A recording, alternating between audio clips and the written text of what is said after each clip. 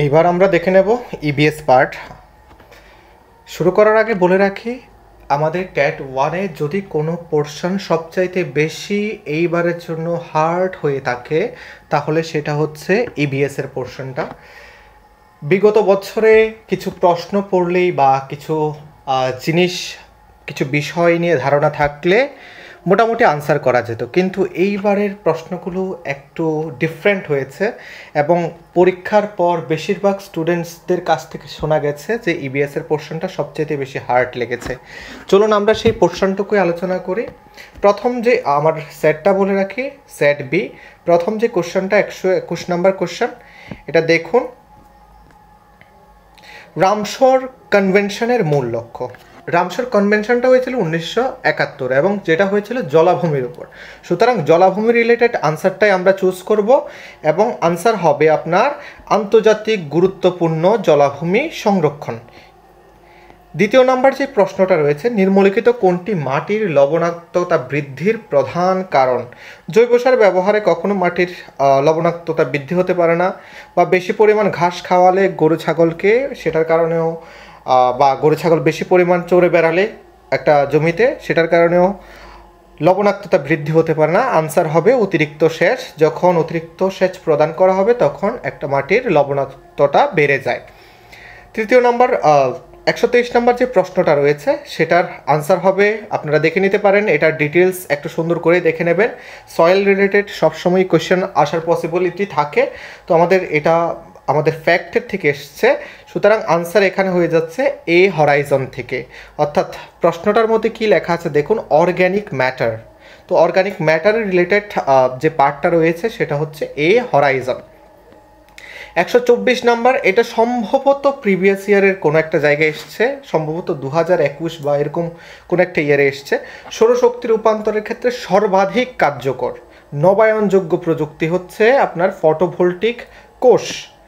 125 number, কোন প্রাণীটি সংকটাপন্ন? একে তো আমাদের চশমা বানরের একটা সংকট অবস্থা রয়েছে। দ্বিতীয়ত আমরা যদি দেখি, সিপাহীজলা যে অভয়ারণ্যটা রয়েছে সেটা মূলত মেঘলা চিতার জন্য পপুলার এবং মেঘলা চিতা কিন্তু একটা সংকটাপন্ন প্রাণী, সুতরাং আনসার হওয়ার পসিবিলিটি হতে পারে মেঘলা চিতা।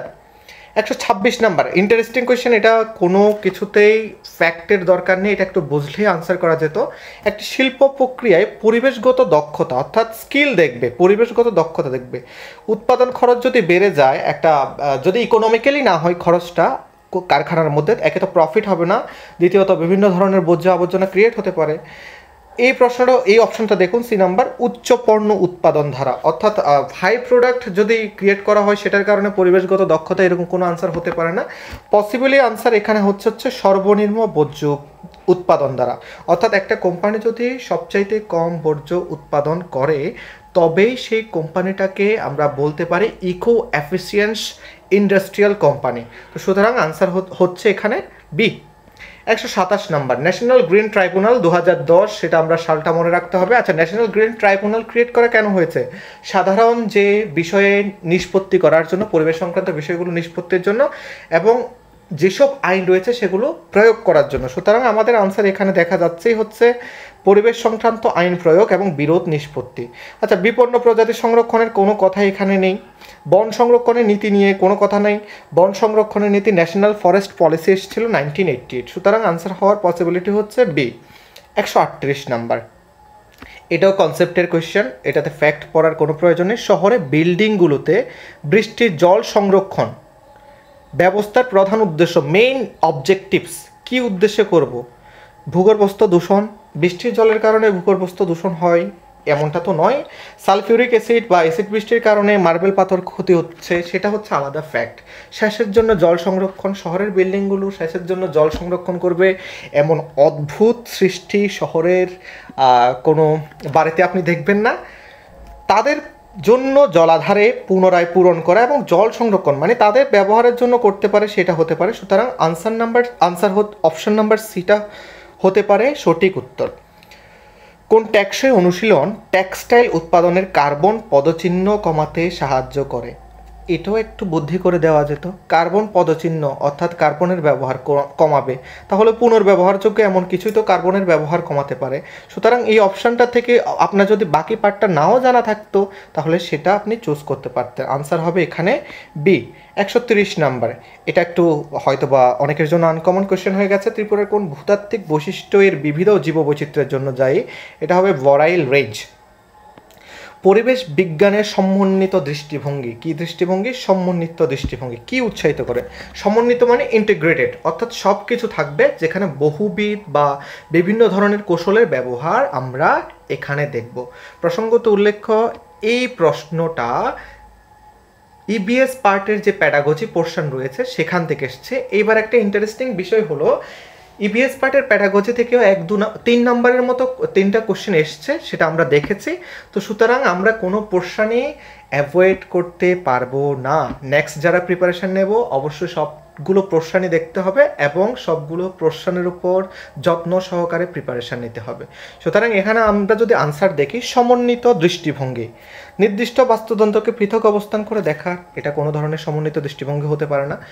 বহুবিধ এবং আন্তঃবৈজ্ঞানিক, আচ্ছা ইভিএস পাঠের মূল উদ্দেশ্য মানে EVS as a subject obviously multidisciplinary subject, এবং এখানে আমরা দেখব আন্তঃবৈজ্ঞানিক কৌশল ব্যবহারের অনুপ্রেরণা। সুতরাং আনসার হয়ে যাচ্ছে বি 132 নাম্বার। 132 নাম্বারে আপনি অবশ্যই এ নাম্বার চুজ করুন, বাকিগুলো অপশান দেখলে আপনি চুজ করার কোনো ইচ্ছেই থাকবে না। যেমন পড়ে দেখাচ্ছে, শিক্ষার্থীদের সক্রিয় অংশগ্রহণ এবং অনুসন্ধানের মাধ্যমে জ্ঞান গঠন।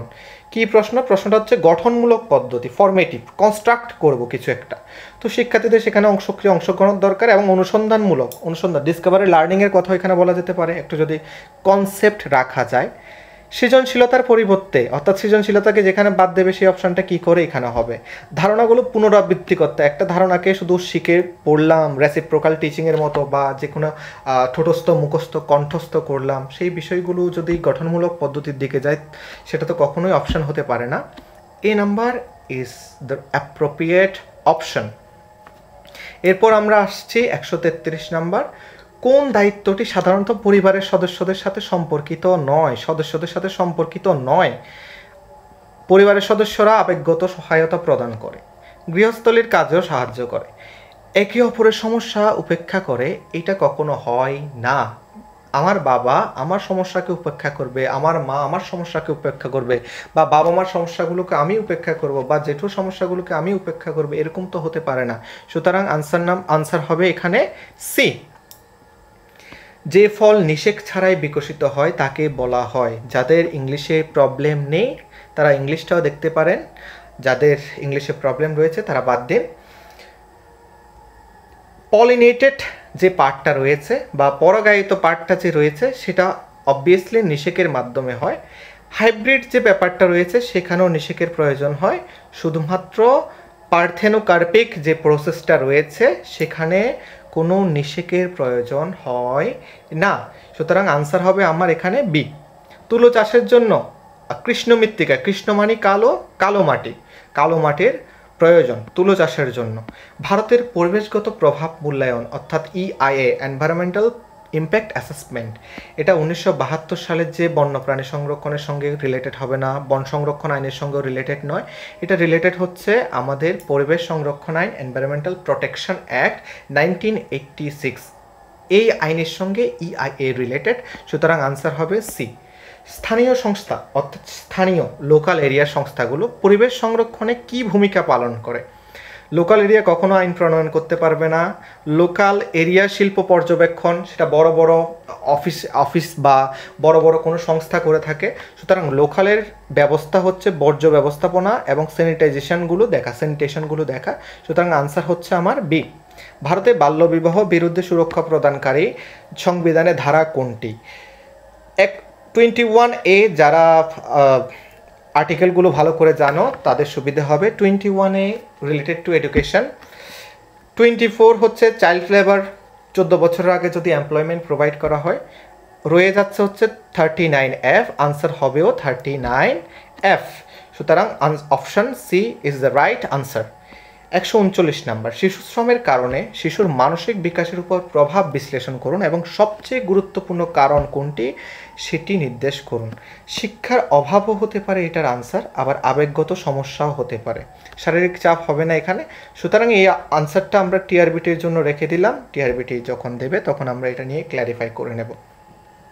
কোন পেশাটি শহুরে বাস্তুতন্ত্র? শহুরে বাস্তুতন্ত্র, বাস্তুতন্ত্র রক্ষার জন্য হর্টিকালচার, যে হর্টিকালচারিস্ট অর্থাৎ উদ্যানবিদরাই প্রধান কাজ করে থাকবে। সুতরাং আনসার হবে বি। উদ্ভিদের প্রজননের পরিপ্রেক্ষিতে মরুভূমি, এটাও একটু কনসেপ্টের উপর ফোকাস করলে পারা যেত। মরুভূমি পরিবেশে, মরুভূমির মধ্যে পতঙ্গের উপস্থিতি কম থাকবে, সুতরাং এটা আমরা নেব না। জলের উপস্থিতি তো আমরা জানি মরুভূমির মধ্যে কি হয়, তবে বাতাস থাকে।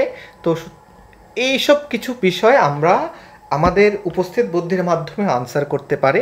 সবসময় হয়তোবা সেটা অ্যাপ্লিকেবল নাও হতে পারে, তবে বেশিরভাগ ক্ষেত্রে অ্যাপ্লিকেবল হতে পারে।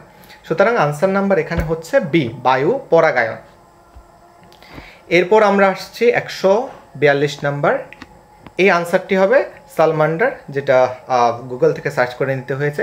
ক্যালভিন চক্র, ক্যালভিন চক্রের মধ্যে কার্বন স্থিতিকরণ করা হয়, এটিপির উপরও গুরুত্ব প্রদান করা হয়েছে, বাট মূল দায়িত্ব হচ্ছে কার্বন স্থিতিকরণ। 144 নাম্বার, এটা নিয়ে আমারও কনফিউশন আছে, এটা আপনারা দেখে নেবেন। জিঙ্ক পসিবল আনসার হতে পারে, 10টা পসিবল আনসার হতে পারে। যারা সায়েন্সের ব্যাকগ্রাউন্ডে তারা এই বিষয়টি ভালো জানবে। সুতরাং এই আনসারটাও আমরা টিআরবিটির জন্য রেখে দিলাম। এরপর 145 নাম্বার। 145 নাম্বারে আমরা যদি দেখি অতিরিক্ত ফ্লুরাইড, ফ্লুরাইডের কারণে কি হচ্ছে? ফ্লুরাইডের কারণে হচ্ছে আমাদের নখ ভেঙে যায়, হাড় দুর্বল হয়ে যায়। সুতরাং ক্যালসিয়ামের, হাড়ের ক্যালসিয়ামের বিপাক হতে পারে 145 নাম্বারের টেন্টেটিভ আনসার। 146 নাম্বার, উষ্ণমণ্ডলীয় জলবায়ুতে শক্তি খরচ কমানোর জন্য সবচেয়ে উপযুক্ত স্থাপত্য নকশা কোনটি? এটা একটু দেখে নেওয়ার বিষয়, টিআরবিটির জন্য ওয়েট করুন। এটাতে হয়তো বা কাচের বহির্ভাগযুক্ত বাড়ি হতে পারে, কিংবা সি হতে পারে, উঁচু ছাদ প্রশস্ত জানালা, সেটা হতে পারে। এ দুটো অপশান থেকে যে কোনো একটা হবে। আচ্ছা, 147 নাম্বার প্রশ্নটা একটু দেখুন। কোন প্রাণীর আশ্রয়কেন্দ্র কার্যকারিতা বৃদ্ধির জন্য সরবুজ? সরবুজ তো আমরা চিনি, এইরকম